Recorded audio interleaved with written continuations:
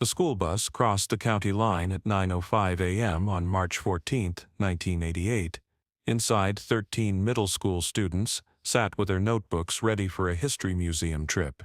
Teacher Linda Morrison wrote in her daily log, "Clear skies on schedule." The bus never returned at 4:30 p.m. By 6 p.m., parents stood in the school parking lot.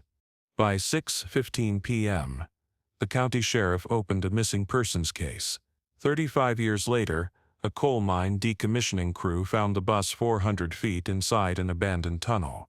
The backpacks were still there. So was the driver's final note. And so was a warning sticker on the windshield that nobody had reported. The question wasn't just where the bus went. It was why nobody heard it go. The morning started at Pinewood Middle School in Harlan County. Driver Carl Bennett, 52, had logged 19 years without incident. His route sheet listed departure at 8:45 a.m., museum arrival at 11 a.m., return by 4 p.m. Bennett checked the bus at 8:30 a.m. Oil, brakes, tires, all passed. Fuel gauge read 3/4 full, enough for 240 miles round trip. The museum was 68 miles north on State Route 47. Morrison took attendance at 8:42 a.m. 13 students present. She noted each name in her planner: Ashley, Brian, Caitlin, Derek, Emma, Fiona, Greg, Hannah, Ian, Jessica, Kevin, Lauren, Miles. All had permission slips. All had lunch bags. Bennett closed the door at 8:44 a.m. and pulled onto Main Street. At 9:05 a.m., Bennett radioed the school office. "We just crossed into Taylor County. Weather's good, no delays." Dispatcher Ann Pruitt logged the call. It was the last transmission anyone received. By 11:30 a.m., the museum staff called Pinewood Middle School. "Your group didn't arrive." "Are they running late?" Principal Donald Fletcher checked with Pruitt. She replayed the 9:05 a.m. call. Fletcher tried Bennett's radio. No response. He tried Morrison's emergency pager. No return signal. At 12:15 p.m., Fletcher drove the route himself. He saw no bus, no debris, no skid marks. At 4:45 p.m., when the bus hadn't returned, parents gathered. At 5:10 p.m., Fletcher notified the sheriff. At 6 p.m., a search began. Taylor County Sheriff's Office deployed 3 patrol units along Route 47. Deputy Maria Sanchez drove the northbound lane from the county line to the museum. Deputy Tom Briggs drove southbound. Both reported clear pavement, no accidents, no vehicles off-road. At 7:30 p.m., a state police helicopter flew the corridor with thermal imaging. It detected nothing. At 8 p.m., investigators interviewed museum staff. Director Paul Garrett reviewed the day's log. "We had 2 school groups scheduled. One arrived at 10:15 a.m. from Westfield. The Pinewood group never showed." Garrett's phone records confirmed he called Pinewood at 11:30 a.m. No other calls came in that morning. By 9 p.m., search teams expanded to side roads. Volunteers checked rest areas, gas stations, roadside pull-offs. A truck driver at mile marker 81 said he saw no school bus between 8 a.m. and noon. A diner owner at mile marker 93 said the same. The bus had vanished somewhere between mile marker 74, where Taylor County began, and mile marker 112, where the museum sat. At 10:30 p.m., a dispatcher reviewed toll records. Route 47 had no tolls, but 2 side routes. County Road 8 and County Road 12 connected to a private haul road used by coal trucks. Sanchez drove both roads. County Road 8 ended at a locked gate. County Road 12 looped back to Route 47 after 4 miles. Neither showed tire tracks. The first night ended with no leads. 13 students and 2 adults had disappeared in a 38-mile stretch of rural highway. Search radius expanding. Visibility window shrinking. On March 15th, the search intensified. State police brought in tracking dogs. They started at the county line where Bennett made his last call. The dogs followed Route 47 north for 11 miles, then lost the scent at mile marker 85. Lead handler, Officer Janet Cruz, noted the spot. Dogs acted confused here. They circled twice, then sat down. That usually means the trail went airborne or switched vehicles. But no helicopter or flatbed truck had been reported on Route 47 that morning. And a school bus couldn't fly. Fail 1. Trail lost. Search teams now working blind. Expanded radius from 38 miles to 62 miles, visibility dropping to 400 square miles of terrain. At 10 a.m., investigators checked Bennett's background. His personnel file showed clean drug tests, 0 traffic violations, and commendations from 3 principals. His home phone records revealed 1 call at 7:15 a.m. on March 14th, his wife Rose confirming he'd left for work. Rose told investigators Carl had seemed normal. He ate oatmeal. He kissed me goodbye. He said he'd be home by 5 o'clock. Morrison's records were equally clean. She taught at Pinewood for 11 years. Her last performance review, dated February 1988, called her reliable and safety-conscious. Her husband Robert said she'd packed her usual lunch: turkey sandwich, apple, thermos of coffee. She was excited about the trip. The kids had been studying Civil War history for 2 months. At 1 p.m., investigators obtained Bennett's route sheet from the school office. It listed 1 detour option. If Route 47 was closed for construction, drivers could take County Road 12 to bypass mile markers 88 through 95. But state highway records showed no construction that week. Dispatcher Pruitt confirmed she'd given Bennett no detour instructions. At 3 p.m., a volunteer searcher found a small piece of yellow reflective tape near mile marker 85. It matched the tape used on school bus bumpers. Crime scene technician Laura Hayes photographed it and logged the GPS coordinates: 37.2847 degrees N, 82.9103 degrees WE.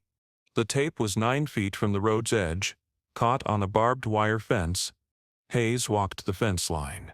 After 200 feet, she found a second piece of tape. After another 150 feet. A third, the trail led east, away from Route 47, into a field owned by Kellerman Coal Company. The field bordered an access road used by coal trucks. The road wasn't on any state map. A forensic tech named Marcus Yates joined Hayes at the fence line. He examined the third piece of tape under magnification. "This wasn't torn off by wind," he said. "Look at the edge, straight cut. Someone removed these deliberately. Left a trail." Hayes frowned, or wanted us to follow one. At 4:30 p.m., Sanchez and Hayes drove the access road. It was gravel, 12 feet wide, bordered by scrub pines. After 1.2 miles, it split. The left fork continued toward an active strip mine.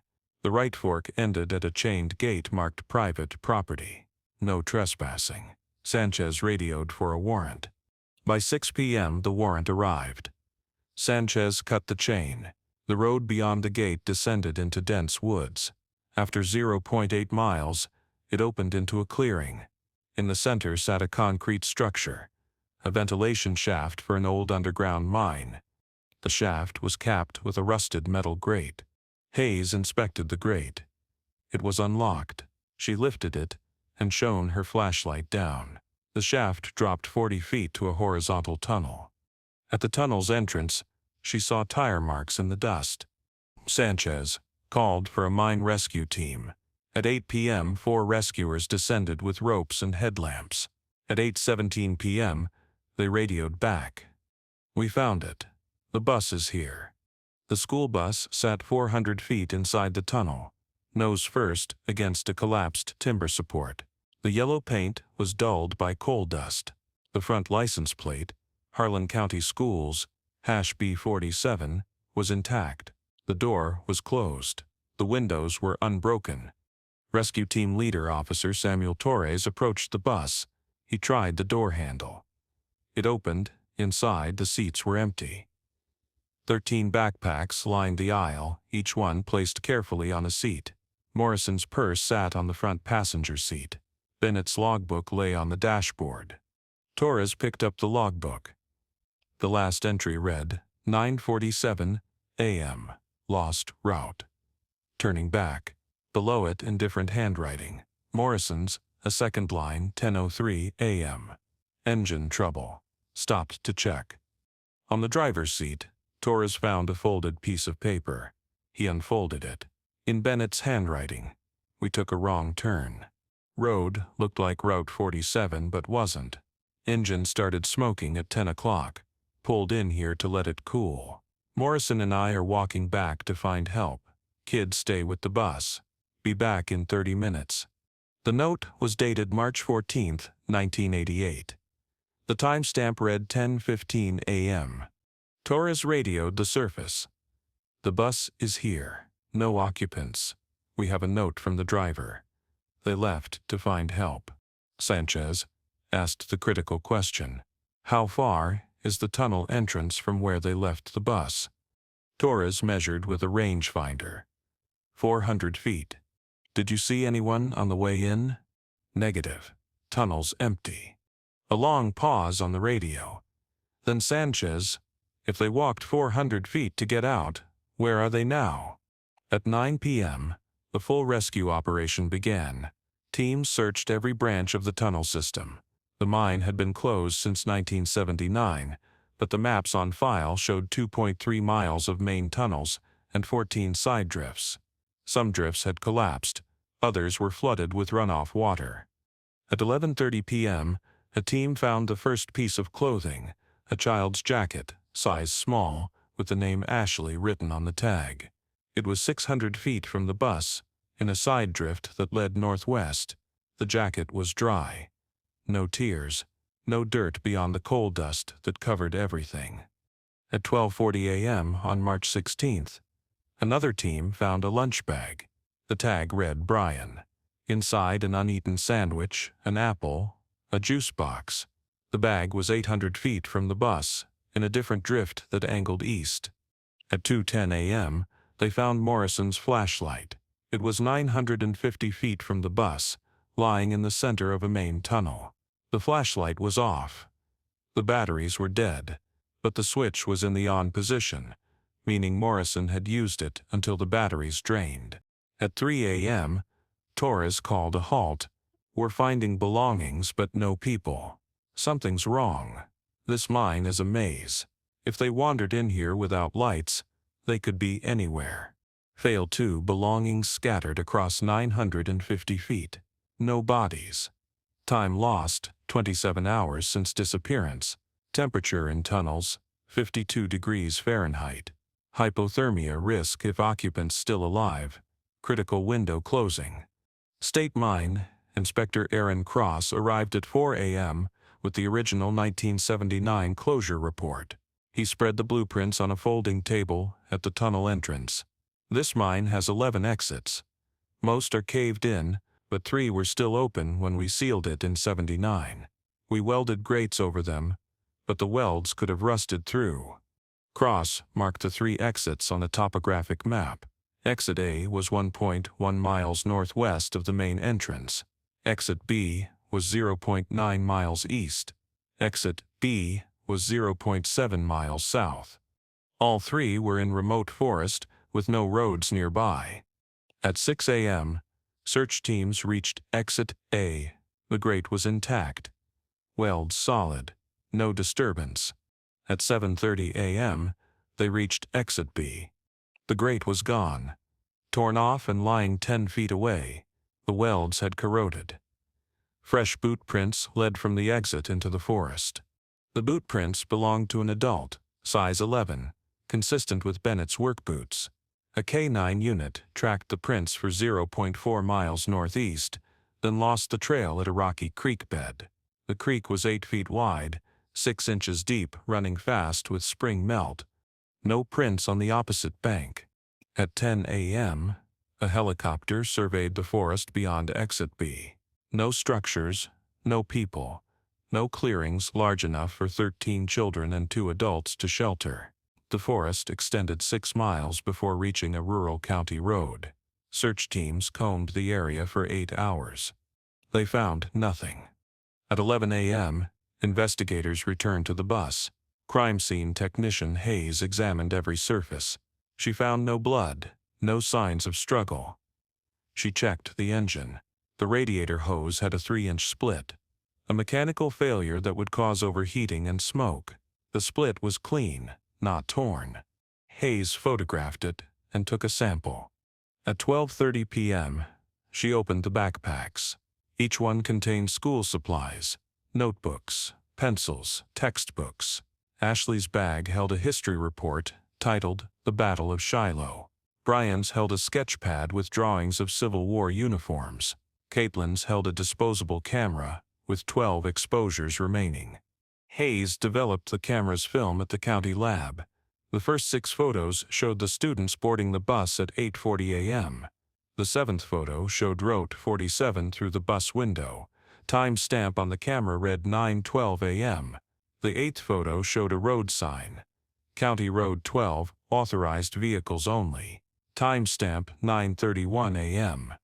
County Road 12 wasn't on Bennett's route sheet. Hayes pulled the county road map. County Road 12 branched off Route 47 at mile marker 85, the same location where the tracking dogs had lost the scent. The road led east for 3 miles, then connected to the coal access road. If Bennett took that turn, he would have ended up at the chained gate. But why would Bennett take County Road 12? His route sheet listed it as a detour option only. If Route 47 was closed, and Route 47 had been open all morning. No construction, no accidents, no closures logged by the State Highway Department between March 10th and March 17th. At 2 p.m., investigators interviewed the Kellerman Coal Company site manager David Brennan. County Road 12 is ours. We use it to haul coal from the active strip mine. It's gated and marked private. No school bus should have been on it. Sanchez asked, "Was the gate locked on March 14th? Should have been. We lock it every night and unlock it at 6 a.m. when the first crew arrives." "Who has keys?" "Me, the foreman, and the night watchman. That's it." "Can you check your records for March 14th? Brennan pulled a logbook from his office. March 14th. First truck logged in at 6:15 a.m. Last truck logged out at 4:50 p.m. No unusual activity. Any visitors? None logged. Could someone have opened the gate without permission? Brennan hesitated. The lock's old. If you know how to wiggle it, you can pop it without a key. We've had hunters sneak in before. Sanchez asked a critical question. If a school bus drove through your gate at 9:30 a.m., would your crews have seen it? Depends. The strip mine is 2 miles north of the gate. If the bus went south toward the old mine entrance, the crews wouldn't see it. The haul road forks. North goes to the active site. South goes to the old ventilation shaft, the one you found. Why would anyone go south? No reason. That shaft's been closed since '79. The only thing down there is the old tunnel system. Brennan paused, then added quietly, "Unless someone told them it was the way out." At 4 p.m., investigators returned to the ventilation shaft. Hayes examined the ground around the concrete structure.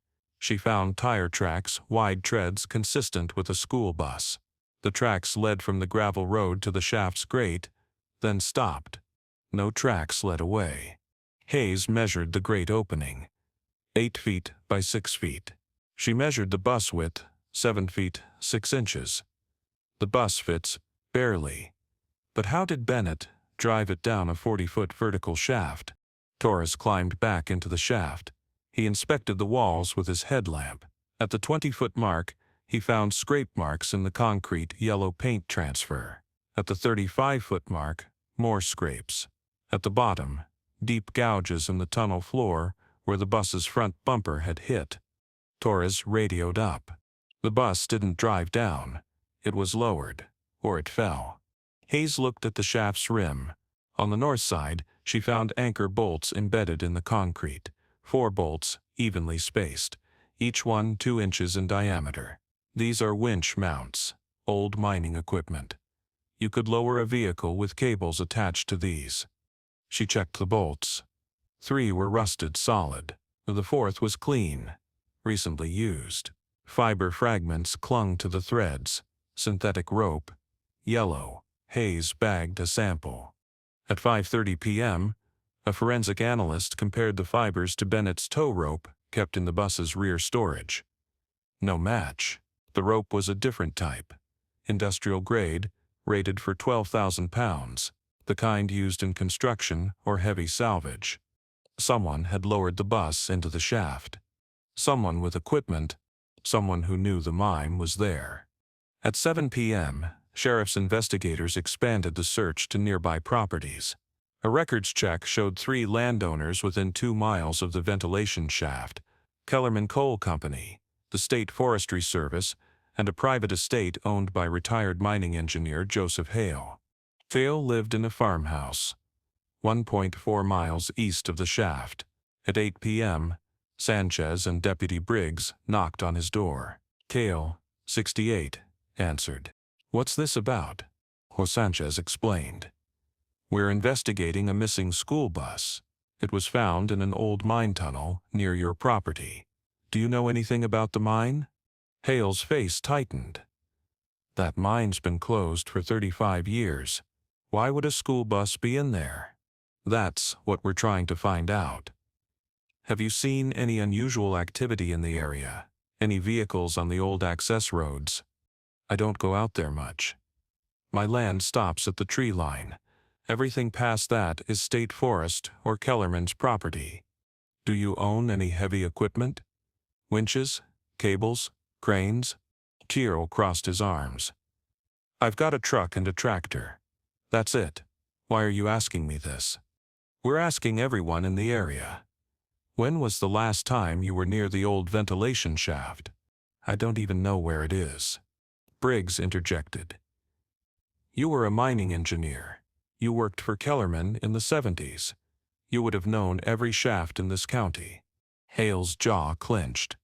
"I retired in 1980. I haven't been near that mine in years. Now, if you don't have a warrant, get off my property." Sanchez left a business card. "If you remember anything, call us." As they walked to the patrol car, Briggs said quietly, "He's lying. Did you see his hands shake when you mentioned the ventilation shaft?" At 9 p.m., investigators ran a background check on Joseph Hale. His employment record confirmed he'd worked for Kellerman Coal from 1968 to 1980, rising to senior engineer. His job had been safety inspections and mine closures. In 1979, he'd supervised the sealing of the old tunnel system, including the ventilation shaft. His financial record showed steady income from a mining pension and Social Security. No debts, no criminal record. But his phone records for March 1988 showed something unusual. 11 calls to a payphone located at a truck stop on Route 47, mile marker 78. The calls were made between March 10th and March 13th, 1 to 4 days before the bus vanished. The truck stop, Mason's Fuel and Rest, sat 7 miles south of mile marker 85, where Bennett had turned onto County Road 12. At 10:30 p.m., Sanchez drove there. The owner, Rita Mason, was closing up. "A payphone?" "Yeah, we've got one by the restrooms. It's been there since the 80s. "Do you keep records of outgoing calls?" "No. It's coin-operated. People drop quarters they dial. That's it." "Do you remember anyone using it frequently in early March 1988? Mason thought. "That's 35 years ago. I don't. Wait. There was a guy. Older? Maybe 60s or 70s. He came in 3 or 4 times that week. Always used the payphone. Never bought anything. I thought it was odd because he drove a nice truck. Why not use a car phone?" "Can you describe him?" "Tall. Gray hair. Wore a denim jacket and work boots. Kept to himself." "Did you ever hear what he was saying?" "Once. I was wiping tables near the restroom. He was talking about a delivery and timing. He said something like, 'It has to be on the 14th, morning, before 10 o'clock. Then he saw me and hung up." Sanchez showed Mason a photo of Joseph Hale from his driver's license. Mason studied it. Could be. The guy I saw had a beard. This guy's clean shaven. But the eyes, yeah, that could be him. 80s. Do you keep records of outgoing calls? No, it's coin-operated. People drop quarters, they dial. That's it. Do you remember anyone using it frequently in early March 1988? Mason thought. That's 35 years ago. Wait. There was a guy, older, maybe 60s or 70s. He came in 3 or 4 times that week. Always used the payphone. Never bought anything. I thought it was odd because he drove a nice truck. Why not use a car phone? Can you describe him? Tall. Gray hair. Wore a denim jacket and work boots. Kept to himself. Did you ever hear what he was saying? Once. I was wiping tables near the restroom. He was talking about a delivery and timing.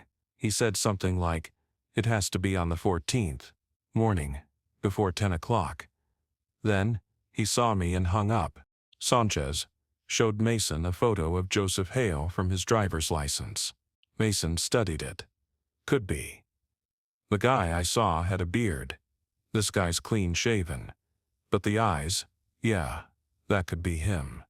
At 11 p.m., Sanchez obtained a warrant to search Hale's property. At 6 a.m. on March 17th, a team of deputies and forensic technicians arrived. Hale stood on his porch, silent, as they combed the farmhouse and outbuildings. In the barn, they found a portable winch, gas-powered, rated for 15,000 pounds.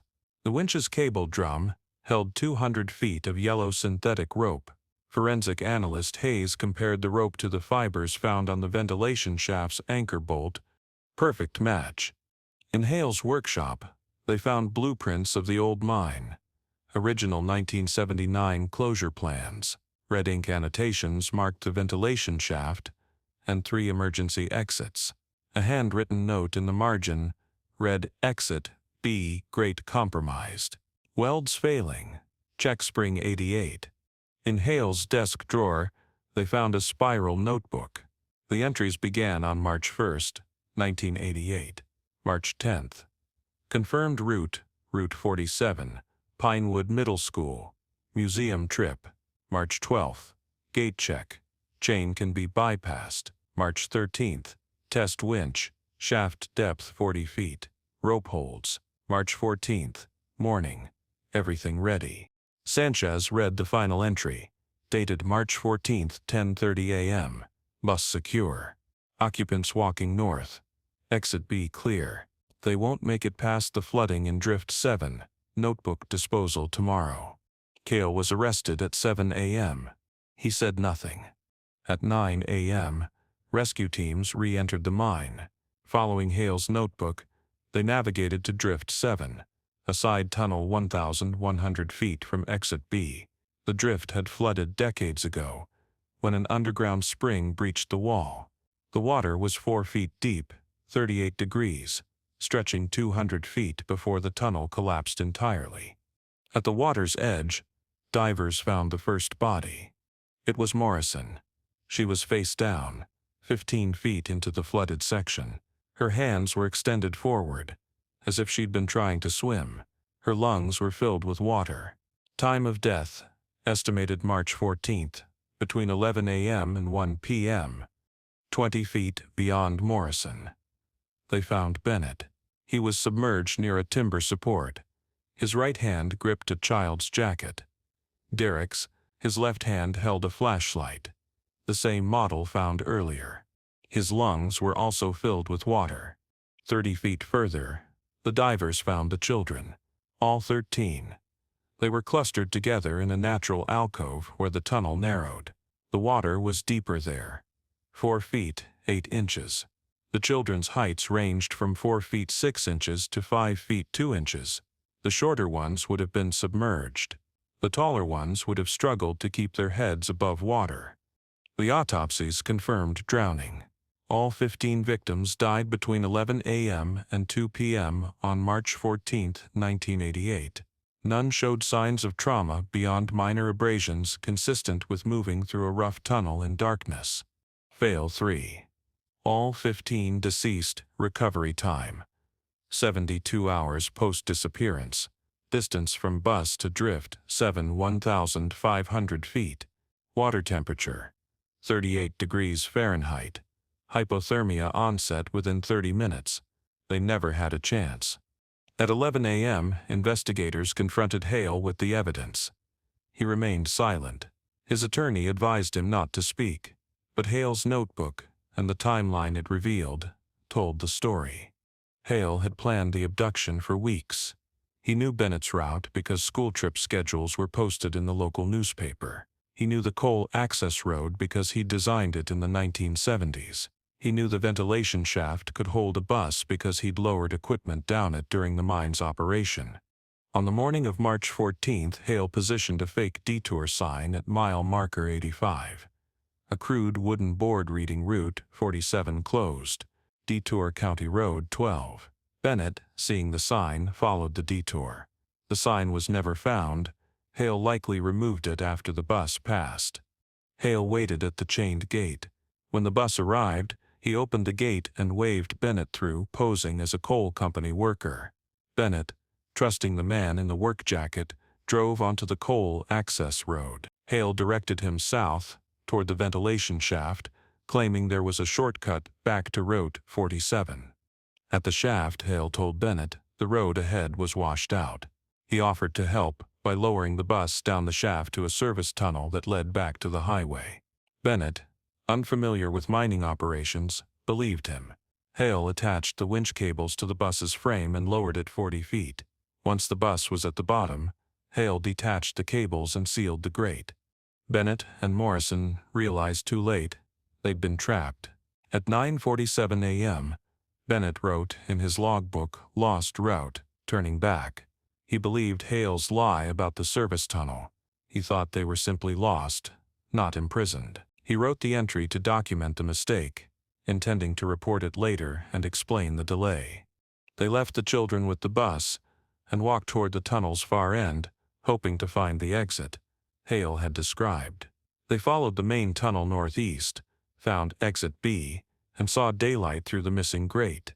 But between them and the exit lay drift 7, flooded, dark, and freezing. Morrison went first, trying to wade across. The water was deeper than it looked. She lost her footing and went under. Bennett followed, trying to reach her. The children, hearing splashing and shouting, followed Bennett into the drift. In the darkness and cold, they panicked. They pressed forward into the alcove, where the water deepened and the tunnel collapsed. There was no way out. By the time the batteries in Morrison's flashlight died, all 15 were in the water. By 2 p.m., all 15 had drowned. Hale's motive remained unclear. His notebook contained no explanation. Investigators searched his farmhouse for letters, diaries, anything that might reveal why he'd targeted a school bus. They found nothing. But in Hale's attic, they found a box of old photographs. One photo, dated 1976, showed a young boy standing in front of Pinewood Middle School. The boy's name, written on the back, was Thomas Hale, 8th grade. Beneath the name, a single line: last day before transfer. County education records confirmed Thomas Hale had attended Pinewood Middle School from 1974 to 1976.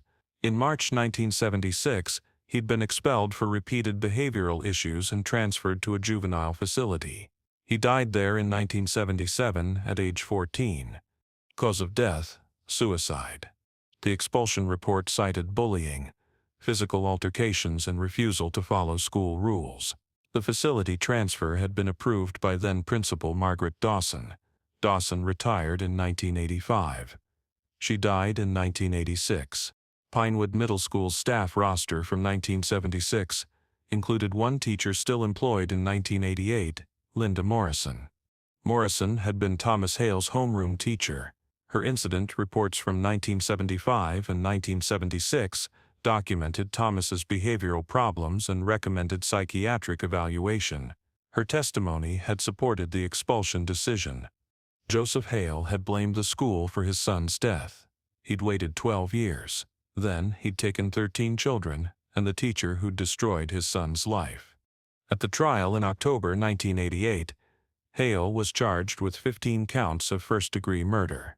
The prosecution presented the notebook, the winch, the rope fibers, and the payphone records. Hale's attorney argued diminished capacity, grief, and mental illness. The jury deliberated for 6 hours.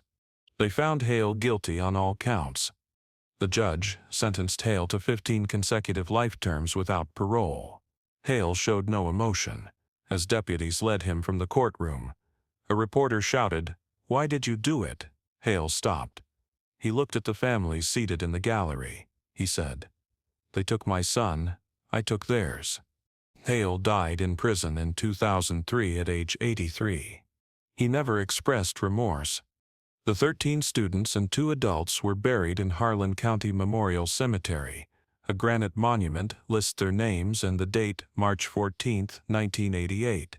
Below the names, a line reads, "They left for a day of learning. They never came home." The old mine was permanently sealed in 1989. The ventilation shaft was filled with concrete. The tunnels were collapsed with controlled explosives. The coal access road was closed and the gate removed. The land reverted to state forest. Pinewood Middle School installed a memorial plaque in the main hallway. Every March 14th, students place flowers beneath it. The school no longer schedules field trips on that date. The families of the victims filed a wrongful death lawsuit against Kellerman Coal Company, citing inadequate security on the access road. The case settled out of court in 1990. Terms were not disclosed. In 1995, the state legislature passed the School Transportation Safety Act, requiring GPS tracking on all school buses and mandatory radio check-ins every 30 minutes during field trips. The law is known informally as Bennett's Law. The bus was removed from the tunnel in April 1988. It was held as evidence until the trial concluded, then transferred to a state impound lot. In 1992, it was sold for scrap. The buyer, a salvage company in Ohio, dismantled it and recycled the metal. The backpacks were returned to the families. Most were stored in attics or basements. A few were donated to the County Historical Society. In 2018, the Society opened a small exhibit, the 1988 School Trip Tragedy. The exhibit includes photographs of the students, copies of Morrison's lesson plans, and one of the backpacks, Miles. Inside, his history textbook remains open to page 174, a chapter titled "The Cost of War." The payphone at Mason's Fuel and Rest was removed in 1995 when the truck stop closed. The building stood empty for a decade. Then was demolished. A convenience store occupies the site now. The new owners don't know the history. County Road 12 still exists. The gate is gone, but the road is gated further north at the active strip mine. Locals avoid the area. Hunters report an uneasy feeling near the old ventilation shaft site, though nothing marks its location. The concrete was buried under 6 feet of soil and replanted with pines. The trees are 30 feet tall now. In 2010, a journalist named Rebecca Stein interviewed Rose Bennett, Carl's widow. Rose was 76. Living in a retirement home. She'd never remarried. "People ask me if I'm angry," she said. "I was, for years, but anger doesn't bring him back. Carl died trying to save those kids. That's who he was. I hold on to that." Stein asked if Rose had any message for the families of the students. Rose paused. "I'd tell them I'm sorry. I'm sorry my husband trusted the wrong person. I'm sorry he didn't see it coming. I'm sorry their children paid the price." Linda Morrison's husband, Robert, declined an interview. He moved to another state in 1989. In a brief written statement he said, "Linda loved teaching. She loved those kids. What happened wasn't her fault. It wasn't Carl's fault. It was one man's hatred. That's all." In 2023, a documentary filmmaker requested access to the case files. The Harlan County Sheriff's Office released redacted copies. The filmmaker, Daniel Kruss, produced a 90-minute film titled The Last Field Trip. It premiered at a regional film festival and was later distributed online. The families of the victims did not participate. Some objected to the film's existence. Others said they wanted the story told so people would remember. Ashley's mother, Margaret, now 68, watched the film. She told a reporter, "I don't need a documentary to remember my daughter. I remember her every day. But if the film stops one person from trusting the wrong stranger or makes one school think twice about safety, then maybe it's worth it." Brian's father, Edward, now 71, said, "The hardest part is knowing they were so close. Exit B was right there. If the tunnel hadn't flooded, if they'd had better lights, if they'd stayed with the bus, so many ifs. But none of them change what happened." Caitlin's parents, both deceased by 2023, left behind a diary kept by Caitlin's mother, Susan. An entry from April 1988 reads, "I walked Route 47 today. I wanted to see where she turned off. I wanted to understand how a trip to a museum became a death sentence. I stood at mile marker 85, and I cried. There was no detour sign. The road was open. She should be home." Derek's younger brother, Aaron, born in 1990, never knew his sibling. "I grew up with a ghost," he said, in 2022. "My parents kept Derek's room exactly as it was. His baseball glove, his posters, his bed made waiting. They didn't talk about him much, but his absence was everywhere. I learned to live with it. But I also learned something else: how fragile safety is. How one decision, trusting a stranger, taking a wrong turn, can end everything." Emma's grandmother, Joyce, now 89, keeps a photograph on her mantle. Emma, at age 12, smiling, holding a history book. "She wanted to be a teacher," Joyce said in 2021, "just like Miss Morrison. She admired her so much. I think about that sometimes. How Emma followed her teacher into that tunnel. How trust can be a beautiful thing and a terrible thing." Fiona's aunt, Diane, organized the annual memorial service at the cemetery. "We started it in 1989, she said. 34 years now. Every March 14th. Some years 50 people come. Some years 5. But we always come. Because they shouldn't be forgotten." Greg's father, Samuel, died in 2015. In his will, he left a scholarship fund for students at Pinewood Middle School. The Greg Harrison Memorial Scholarship awards $1,000 annually to an 8th grader pursuing history or education. The first recipient, in 2016, wrote in her essay, "I never met Greg, but I walk the same halls he walked. I sit in the same classrooms, and I think about how lucky I am to be here." Hannah's mother, Patricia, moved away in 1990. She returned in 2019 for the memorial service. "I couldn't stay here," she told a reporter. "Every street, every building reminded me of her. But I realized something after 30 years running doesn't erase the pain. It just moves it. So I came back, I stood at her grave, and I said goodbye properly." Ian's parents, both teachers, retired in 2005. They volunteer now at a child safety nonprofit. "We couldn't save Ian," his father, Richard, said. "But maybe we can help other parents keep their kids safe. We teach about stranger danger, about trusting your instincts, about questioning authority when something feels wrong. If one kid remembers that lesson, it's worth it." Jessica's sister, Emily, was 9 when Jessica vanished. She's 44 now, a school counselor. "I help kids deal with trauma," she said. "Loss, fear, grief. I think Jessica would have done something similar. She was always the one who listened, who cared. I do this work for her." Kevin's parents divorced in 1991. His mother, Linda, said the grief tore us apart. His father, Mark, remarried in 1995. "They don't speak. Tragedy doesn't always bring people together," Linda said.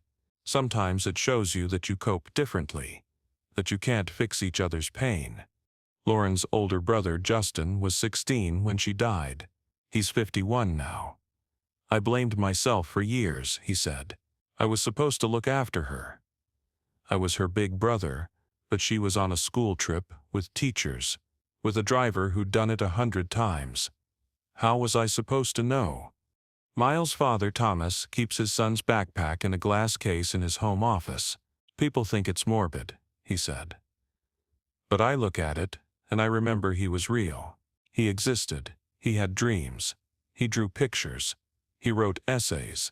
That textbook in there. He highlighted passages. He was learning, and then he wasn't. The detail everyone missed was in Bennett's logbook. The entry at 9:47 a.m. read lost route, turning back. But the bus never turned back. It continued deeper into the tunnel, toward exit B, which means Bennett wrote that entry believing Hale's lie, that the tunnel led to a service road, that they would emerge near mile marker 92, that they were simply taking an unconventional detour. Investigators revisited the timeline. Bennett made his last radio call at 9:05 a.m. The fake detour sign appeared at mile marker 85, roughly 14 miles north. At 45 miles per hour, Bennett would have reached the sign at 9:24 a.m. He turned onto County Road 12. At 30 miles per hour on gravel, he would have reached the chained gate at 9:30 a.m. Hale opened the gate and directed Bennett south. The distance from the gate to the ventilation shaft was 1.6 miles, at 20 miles per hour on rough road. Bennett would have arrived at 9:35 a.m. Hale attached the winch cables. Lowering the bus 40 feet would take 8 to 10 minutes. The bus reached the tunnel floor at approximately 9:45 a.m., which means Bennett wrote lost route. Turning back at 9:47 a.m., 2 minutes after landing, he wasn't admitting defeat. He was documenting what he believed was a minor mistake. He thought they'd be back on schedule within the hour. He had no idea Hale had sealed them in. The phrase turning back referred to Hale's instructions. Follow the tunnel northeast to exit B. You'll turn back toward Route 47 from there. Bennett wrote the note because he trusted Hale. Because Hale had told him this was a known route. Because nothing in Bennett's 19 years of driving had prepared him to suspect a mining engineer would lie about a tunnel exit. By the time Bennett realized there was no service road, only flooded drifts and collapsed passages, it was too late to rewrite the entry. The logbook stayed on the dashboard, and 35 years later, that single phrase became the key to understanding how 15 people died believing they were minutes from safety. The warning sticker on the bus's windshield was the second detail. Crime scene photos showed a small rectangular sticker, 3 inches by 2 inches, affixed to the lower right corner of the glass. The sticker's text read, "Inspected and approved, Kellerman Coal Company, mining equipment only." The sticker had been placed there by Hale. It was his signature. A mockery. A school bus wasn't mining equipment, but Hale had lowered it into a mine shaft. As if it were, the sticker was his way of claiming ownership, of marking his victory. Hayes found an identical sticker in Hale's workshop, a full sheet of them, printed in the 1970s for tagging coal trucks and machinery. Hale had kept one sheet. He'd peeled off a single sticker and pressed it onto the bus's windshield after lowering it into the shaft, before sealing the grate. No one noticed the sticker during the initial search because it blended with other decals on the windshield, a school district parking pass, an inspection tag. But in the crime scene photos, enhanced and magnified, the sticker was visible. And damning. The final detail came from Exit B's grate. When rescue teams first found it torn off, they assumed the welds had rusted naturally. But metallurgical analysis in 1989 revealed something else. The welds had been cut partway through with a grinder, then bent outward to simulate rust failure. The cuts were clean, precise, made within weeks of the incident. Hale had sabotaged the grate. He'd known Morrison and Bennett would search for an exit. He'd known they'd find Exit B. He'd wanted them to see daylight, to believe escape was possible, and then he'd wanted them to drown trying to reach it. The cruelty was intentional. Hale didn't just want them dead. He wanted them to hope first, to struggle, to fail. One detail that puzzled investigators: Harlan County sunrise, on March 14, 1988, occurred at 7:18 a.m. Full daylight by 8 a.m. Bennett departed at 8:44 a.m. in clear weather. Yet the tunnel system was pitch black, and Morrison's flashlight became their only light source. If they'd left even 30 minutes earlier, would ambient morning light through Exit B's missing grate have guided them safely out before the batteries died? The margin between survival and death may have been nothing more than a departure time. 35 years later, the question remains: could it have been prevented? Could Bennett have ignored the detour sign? Could Morrison have questioned the route? Could the students have refused to board the bus that morning? Sheriff Maria Sanchez, now retired, was asked this in 2020. "People want a lesson," she said. "A takeaway: don't trust strangers. Always question authority. But those kids did everything right. They trusted their teacher. They trusted their driver. They followed the rules, and they died anyway. Sometimes there's no lesson. Sometimes there's just evil." But others disagree. School safety expert Dr. Raymond Phelps, who testified before the state legislature in 1989, argued the tragedy was preventable. GPS tracking would have flagged the detour immediately. 30-minute radio check-ins would have revealed Bennett's silence by 9:35 a.m. A second adult on the bus, a parent volunteer, a teacher's aide, might have questioned Hale's instructions. Layers of safety. That's what prevents tragedies. The debate continues. But the law changed, and no school bus in the state has vanished since. The Harlan County Sheriff's Office closed the case in 1988 after Hale's conviction. The evidence was archived. The logbook, the notebook, the rope, the winch, the photographs. In 2018, the evidence was digitized and uploaded to a state database. Researchers, journalists, and family members can access it with permission. In 2022, a genealogy researcher named Paula Vance discovered something in the archives: a birth certificate for a second child of Joseph and Martha Hale, a daughter born in 1979, named Emily. The birth certificate listed an address in Harlan County, but no other records existed: no school enrollment, no medical records, no death certificate. Vance contacted the sheriff's office. A deputy searched property records. In 1980, Joseph Hale had purchased a small plot in Harlan County Memorial Cemetery. The plot contained 2 graves.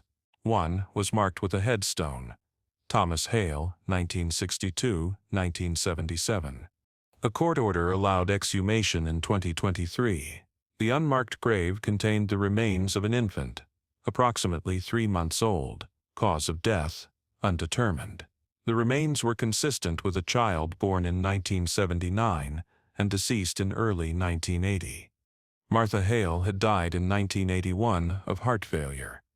Joseph Hale never mentioned a daughter. There were no photographs, no letters, no records beyond the birth certificate. Emily Hale had existed for 3 months, then vanished from all documentation. The discovery added a painful layer to the story. Joseph Hale had lost 2 children. One to suicide, one to unknown causes. His grief had metastasized into rage, and 13 children had paid the price. On March 14, 2023, the 35th anniversary, more than 200 people gathered at Harlan County Memorial Cemetery. The families, now graying or elderly, stood together. Students from Pinewood Middle School read the names aloud. A pastor offered a prayer, and a small choir sang a hymn the students had been learning in 1988, Amazing Grace. As the ceremony ended, a light rain began to fall.